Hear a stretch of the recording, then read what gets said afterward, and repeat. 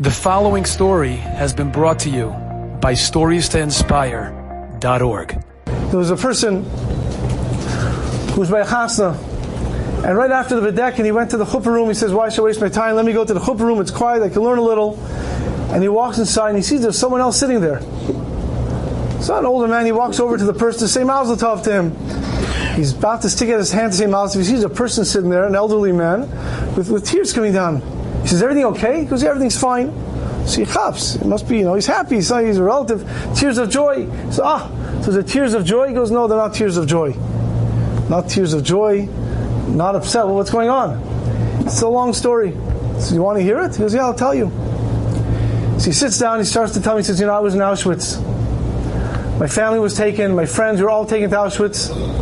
And right away my parents were killed. But me and my friends, we stayed alive a little longer. But it was getting terrible. We were starving. Some of my friends just ran to the fence. They touched the fence and it was all over. And I knew that was such a good idea because I couldn't handle it anymore.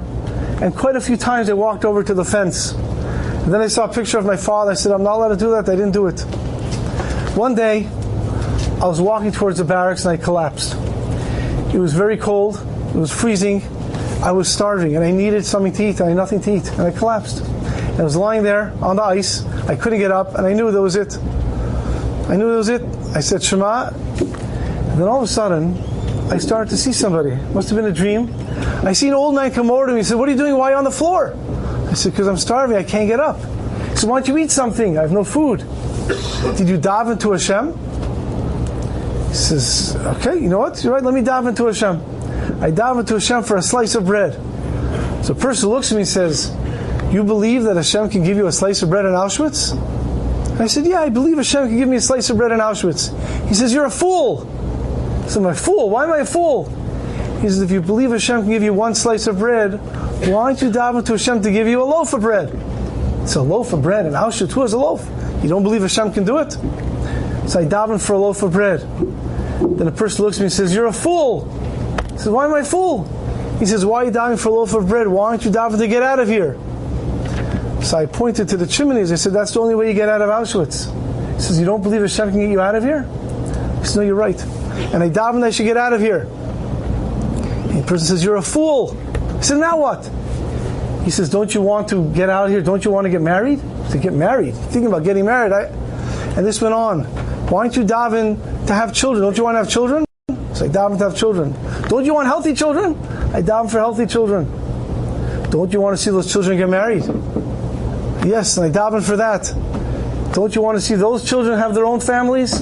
Don't you want to see them by their chasnas?" And I daven for that too. I daven for all of those things. The next thing I knew, someone must have carried him inside the barracks. And a few days later, we were liberated. And I had what to eat, and I was saved, and I got married, and I had children. And he turns to this person, he says, "And now I'm sitting by the chasna of my oldest grandchild. My granddaughter's about to get married." These are tears of gratitude. That's what these are, tears.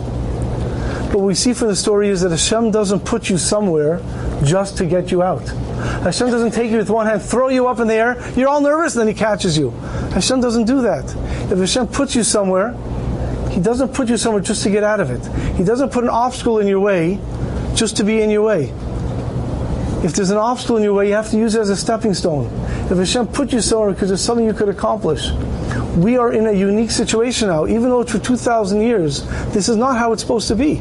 We are in a weird position. We are in Galus. We're not supposed to be here.